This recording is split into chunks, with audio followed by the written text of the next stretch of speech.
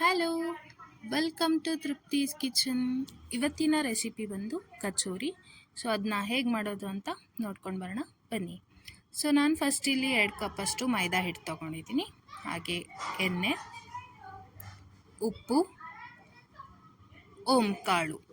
ಈಗ ಒಂದು ಪಾತ್ರೆಗೆ 2 ಕಪ್ಪಷ್ಟು ಮೈದಾ ಹಿಟ್ಟನ್ನು ಹಾಕೊಳ್ತಾ ಇದ್ದೀನಿ. ಎಣ್ಣೆ ಹಾಕೋಬೇಕು. ಉಪ್ಪನ್ನು ಹಾಕ್ಕೊಂಡು ಕಾಳನ್ನ ಈ ಥರ ಮಾಡ್ಕೊಂಡು ಹಾಕ್ಕೊಳ್ಳಿ. ಇವಾಗ ನಾದ್ಕೋಬೇಕಲ್ವ, ಸ್ವಲ್ಪ ನೀರು ಹಾಕ್ಕೊಂಡು ಸರಿಯಾಗಿ ಕಲಿಸ್ಕೊಂಡು ಒಂದು ಹದಕ್ಕೆ ನಾದ್ಕೊಳ್ಳಿ. ಅಂದರೆ ಗಟ್ಟಿ ಹದಕ್ಕೆ ನಾದ್ಕೋಬೇಕಾಗುತ್ತೆ. ತೀರಾ ಮೆತ್ತಗೆಲ್ಲ ಆಗಿಬಿಟ್ರೆ ನಮಗೆ ಡೋ ಸರಿಯಾಗಿ ಆಗಲ್ಲ. ಹಾಗಾಗಿ ಗಟ್ಟಿ ಹದಕ್ಕೆ ನಾದ್ಕೊಂಡು ಸ್ವಲ್ಪ ಎಣ್ಣೆ ಇರುತ್ತಲ್ಲ ಅದನ್ನ ಹಾಕ್ಕೊಂಡು ಈ ಥರ ಇನ್ನೊಂದು ಸ್ವಲ್ಪ ನೆನೆಸಿ ಆಮೇಲೆ ಒಂದು 15 ನಿಮಿಷ ಮುಚ್ಚಿಟ್ಬಿಡಿ. ಈಗ ನಾನು ಕುಕ್ಕರಲ್ಲಿ 1 ಗ್ಲಾಸಷ್ಟು ನೀರು ಹಾಕ್ಕೊಂಡು ಆಲೂಗಡ್ಡೆನ ಕುದಿಯೋಕ್ಕೆ ಇಡ್ತಾ ಇದ್ದೀನಿ. ಸ್ಟಫ್ ರೆಡಿ ಮಾಡ್ಕೋಬೇಕಲ್ವ ಕಚೋರಿಗೆ, ಹಾಗಾಗಿ ಆಲೂಗಡ್ಡೆ ಬಳಸ್ತಾ ಇದ್ದೀನಿ. ಇವಾಗ ಮಿಕ್ಸಿಗೆ 1 ಸ್ಪೂನಷ್ಟು ಮೆಣಸುಕಾಳು, 1 ಸ್ಪೂನಷ್ಟು ಜೀರಿಗೆ, ಹಾಗೆ 1 ಸ್ಪೂನಷ್ಟು ಸೋಂಪು, 1 ಈರುಳ್ಳಿ, 2 ಸ್ಪೂನಷ್ಟು ಖಾರದ ಪುಡಿ ಹಾಕ್ಕೊಳ್ತಾ ಇದ್ದೀನಿ. ಇವಾಗ ಇದನ್ನು ರುಬ್ಕೊಂಡು ಬರೋಣ. ಸೊ ರುಬ್ಬಿ ಆಗಿದೆ. ಇವಾಗ ಒಂದು ಪ್ಯಾನ್ಗೆ 2 ಸ್ಪೂನಷ್ಟು ಎಣ್ಣೆ, ನಾವೇನು ಪೇಸ್ಟ್ ಮಾಡಿ ಇಟ್ಕೊಂಡಿದ್ವಲ್ಲ ಆ ಪೇಸ್ಟ್ ಹಾಕೋಬೇಕು. ಎಲ್ಲ ಮಿಕ್ಸ್ ಮಾಡ್ಕೊಳ್ಳಿ ಸರಿಯಾಗಿ.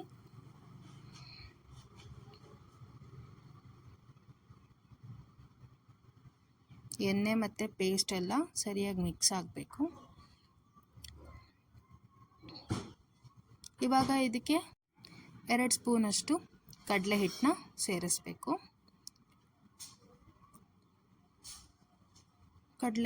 ಕಡಲೆ ಹಿಟ್ಟನ್ನ ಹಾಕ್ಕೊಂಡು ಮತ್ತೆ ಎಲ್ಲನೂ ಸರಿಯಾಗಿ ಮಿಕ್ಸ್ ಮಾಡ್ಕೊಳ್ಳಿ.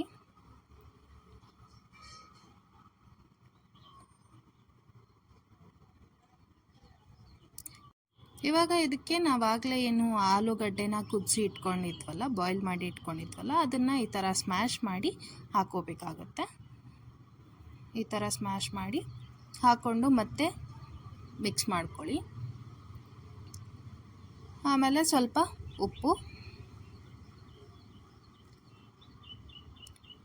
ಹಾಕ್ಕೊಂಡು ಮತ್ತೆ ಎಲ್ಲದನ್ನು ಮಿಕ್ಸ್ ಮಾಡಿಕೊಂಡು 3 ಸಣ್ಣದಾಗಿ ಹೆಚ್ಕೊಂಡಿರೋಂಥ ಈರುಳ್ಳಿ ಹಾಕೋತಾ ಇದ್ದೀನಿ. ಮತ್ತು ಮಿಕ್ಸ್ ಮಾಡ್ಕೋಬೇಕು. ಈ ಕಚೋರಿನ ಈರುಳ್ಳಿ ಕಚೋರಿ ಅಂತಲೇ ಹೇಳ್ಬೋದು. ಇವಾಗ ಆ ಸ್ಟಫ್ನ ತೊಗೊಂಡು ಈ ಥರ ಮಾಡಿಕೊಂಡು ಇಟ್ಕೋಬೇಕು. ನಾವೇನಾಗಲೇ ನಾದ್ಕೊಂಡು ಇಟ್ಕೊಂಡಿದ್ವಲ್ಲ ಹಿಟ್ಟು, ಅದನ್ನು ಮತ್ತೆ ಒಂದ್ಸರಿ ಸ್ವಲ್ಪ ನಾದ್ಕೊಂಡು ಚಿಕ್ಕದಾಗಿರೋ ಬಾಲ್ಸ್ ಮಾಡಿಕೊಂಡು ಸ್ವಲ್ಪ ತಟ್ಕೋಬೇಕಾಗುತ್ತೆ. ಈ ಥರ ನಾನಿಲ್ಲಿ ಎಣ್ಣೆ ಕಾಯಕ್ಕೆ ಇಟ್ಟಿದ್ದೀನಿ. ಈ ಥರ ತಟ್ಕೊಂಡಾಗಿದ್ಮೇಲೆ ಆ ಸ್ಟಫ್ ಬಾಲ್ ಏನಿರುತ್ತಲ್ಲ ಅದನ್ನು ಅದಕ್ಕೆ ತುಂಬಿ ಈ ಥರನೇ ಮಾಡ್ಕೊಳ್ಳಿ, ಇಲ್ಲಾಂದರೆ ಬಿಚ್ಚೋಗ್ಬಿಡುತ್ತೆ. ಈ ಥರ ತಟ್ಕೊಂಡು ಕಾದಿರೋ ಎಣ್ಣೆಗೆ ಒಂದೊಂದಾಗಿ ಹಾಕ್ಕೊಳ್ಳಿ.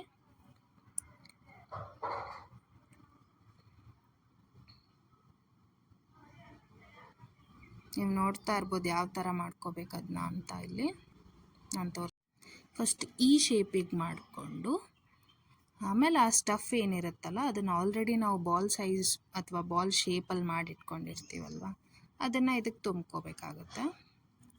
ತುಂಬಿಕೊಂಡು ಪೂರ್ತಿಯಾಗಿ ಕ್ಲೋಸ್ ಮಾಡಬೇಕು ಅದನ್ನು, ಇಲ್ಲಾಂದರೆ ಫ್ರೈ ಮಾಡೋ ಟೈಮಲ್ಲಿ ಬಿಚ್ಚೋ ಚಾನ್ಸಸ್ ಇರುತ್ತೆ. ಹಾಗಾಗಿ ಆ ಥರ ಕ್ಲೋಸ್ ಮಾಡ್ಕೊಂಡು ಹಿಂಗೆ ತಟ್ಟಿ ಎಣ್ಣೆಗೆ ಬಿಡಬೇಕು. ಫುಲ್ ಕ್ರಿಸ್ಪಿ ಹಾಗೂ ಟೇಸ್ಟಿಯಾಗಿರುತ್ತೆ ಕಚೋರಿ ಮಾತ್ರ. ಸೊ ಎಲ್ಲರೂ ಟ್ರೈ ಮಾಡಿ ಈ ರೆಸಿಪಿನ. ಇದ್ರ ಜೊತೆಗೆ ಇಮ್ಲಿ ಚಟ್ನಿ ಹಾಗೂ ಗ್ರೀನ್ ಗೋಲ್ಡನ್ ಬ್ರೌನ್ ಆಗೋ ಥರ ಫ್ರೈ ಮಾಡ್ಕೊಳ್ಳಿ. ಗೋಲ್ಡನ್ ಬ್ರೌನ್ ಆಗಿದ ತಕ್ಷಣ ತೆಗ್ದು ಹಾಕ್ಬಿಡಿ. ಈ ಥರ ಟಿಶ್ಯೂ ಪೇಪರ್ ಇಟ್ಕೊಂಡು ತೆಗ್ದು ಹಾಕಿ. ನೀವು ನೋಡ್ತಾ ಇರ್ಬೋದು ಕಚೋರಿ ರೆಡಿ ಆಗಿದೆ. ನೀವು ಈ ರೆಸಿಪಿನ ಟ್ರೈ ಮಾಡಿ, ತುಂಬ ಚೆನ್ನಾಗಿರುತ್ತೆ, ಟೇಸ್ಟಿಯಾಗಿರುತ್ತೆ, ಹಾಗೆ ಕ್ರಿಸ್ಪಿ ಕೂಡ ಇರುತ್ತೆ. ಈ ರೆಸಿಪಿ ನಿಮಗೆ ಇಷ್ಟ ಆಗಿದ್ದಲ್ಲಿ ಲೈಕ್ ಮಾಡಿ, ಶೇರ್ ಮಾಡಿ, ಕಾಮೆಂಟ್ ಮಾಡಿ, ಹಾಗೆ ನಮ್ಮ ಚಾನಲ್ನ ಸಬ್ಸ್ಕ್ರೈಬ್ ಮಾಡಿ. Thank you for watching.